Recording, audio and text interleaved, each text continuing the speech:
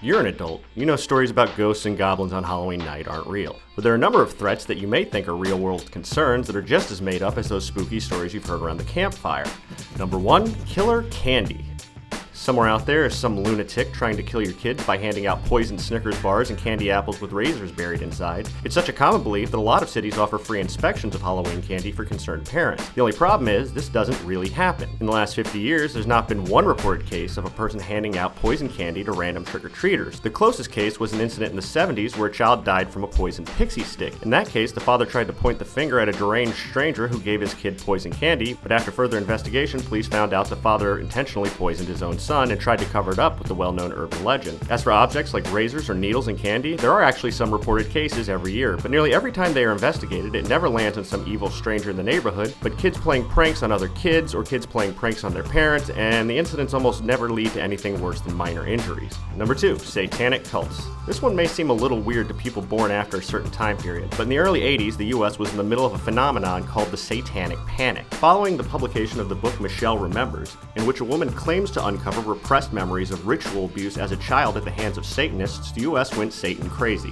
Left and right, people were being accused of satanic ritual abuse. Any crime, especially ones that were sexual or violent, were linked in the media to secret satanic societies conducting rituals. Now, over time, investigations revealed all these allegations of Satanism were false, and the book that incited the panic was eventually debunked. But here's the funny thing. While a lot of people remember the stories about rampant Satanism, not as many remember the stories where those rumors were debunked. No one wants to read the story about how their dentist isn't secretly killing children. So some of the fears have carried over to today. A prime example, many pet adoption agencies don't allow people to adopt black cats in the days leading up to Halloween, citing fears that they will be sacrificed in satanic rituals. A lot of shelters have vague anecdotes about hearing stories of satanic animal abuse on Halloween. The actual numbers don't show any significant increase in animal abuse on Halloween. The far more dangerous situation for black cats on Halloween is people adopting them to use as props for holiday costumes and decorations and then abandoning them once November 1st rolls around. But that's not to say cases of animal abuse with spooky ritualistic elements don't ever happen in the US, but when they do, the culprit doesn't end up being a cabal of high-powered devil worshippers. It's almost always teenagers. But surely there must be some increased danger on Halloween. For God's sakes, people are wearing masks to hide their identities. It's a perfect time for an anonymous killer or thief to prey on the unsuspecting community. Well, I hate to be a buzzkill, but number 3.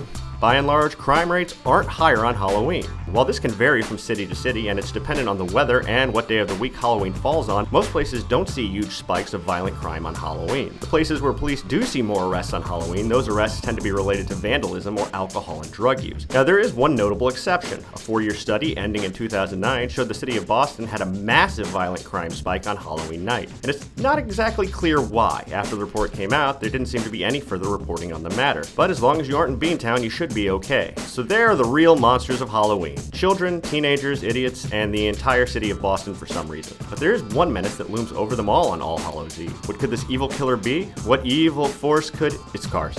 It's cars. The biggest killer on Halloween night is traffic accidents. You take a night where more kids are on the street at a poorly lit time of day when people are partying too hard and getting behind the wheel, and that leads to an increase in fatal accidents. So if you really want to protect yourself, drive carefully and look both ways before you cross the street. And join us next month for our feature on what the biggest killer is on Thanksgiving. It's also cars. I'm Jonathan Soboleski for AL.com.